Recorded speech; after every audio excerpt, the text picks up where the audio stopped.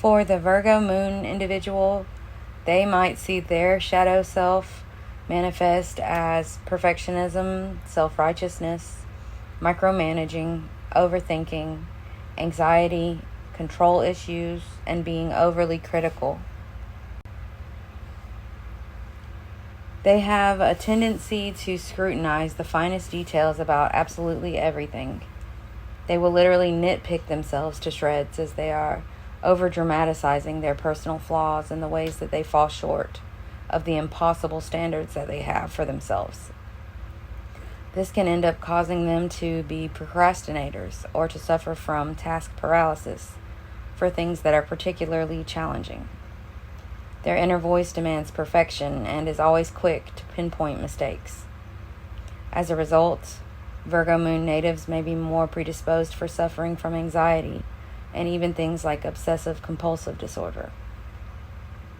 They have severe control issues, always seeking to have control of a situation in order to be able to best predict its possible outcomes and to be prepared for them. This can result in pretty intense hypervigilance that can definitely be rather neurotic. They are very much worrisome, like they will worry about anything and everything and always catastrophize or imagine the worst case scenarios possible. Even when those are very highly unlikely scenarios, they still find themselves stuck in patterns of worrying about how things could go or anything, worrying about everything. Virgo moon people can also be quite critical of others and hold unrealistic expectations of them as well. They can come off as being particularly judgmental, self-righteous, and overbearing, offering unsolicited advice and expressing disappointment or quiet condemnation.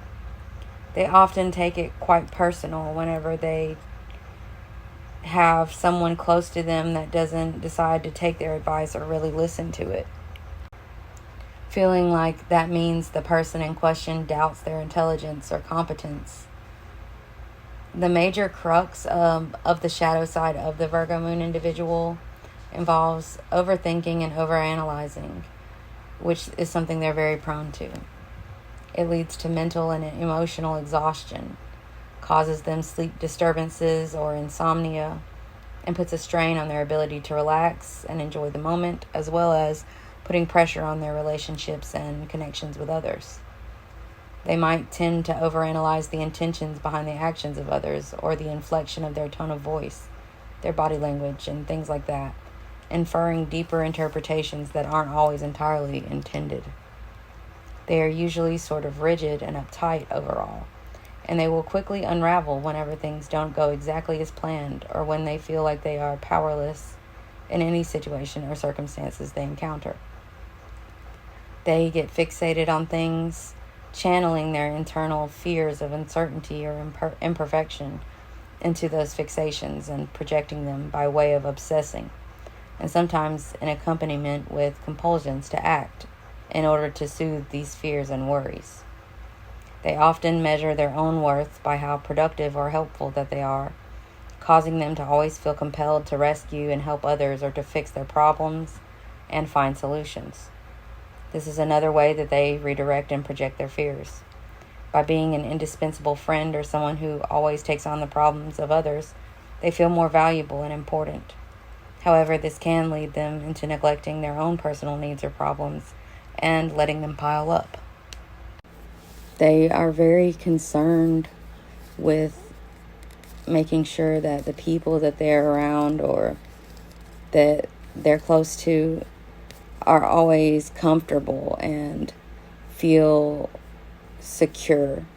And they will go to great lengths to ensure that they provide whatever care and attention, time, dedication, devotion to those people and to the relationships that they have, which can cause them to kind of lose their own self in the process. They also have a tendency to think that they are smarter than other people and doubt the intelligence of others, which can come off as kind of condescending in some cases, although they're really not condescending people necessarily, they can come off that way because they'll be oftentimes speaking to others in a way that makes it sound like they think they're dumb, or at least dumber than the Virgo moon person is. It can give a kind of mansplaining vibe and is sometimes pretty patronizing, especially when it's, someone who's supposed to be an equal for a partnership, or, a coworker or whatever, someone who's supposed to be on an equal playing field as far as respect and intellect. It gives off a vibe like you don't respect their intellect. And a lot of times the Virgo moon individual will argue and debate with you into an infinity and beyond. And most of the time they are right. Most of the time they know what they're talking about. And on the off chance that they don't, they will usually admit that they were wrong, but it will literally burn them up from the inside out because they hate being wrong. They hate feeling like they didn't know something, or that they weren't prepared for something, or that they looked stupid in a moment when, they felt competent. So if their competence comes into question, that really is like a very personal, overwhelming, flaw for them.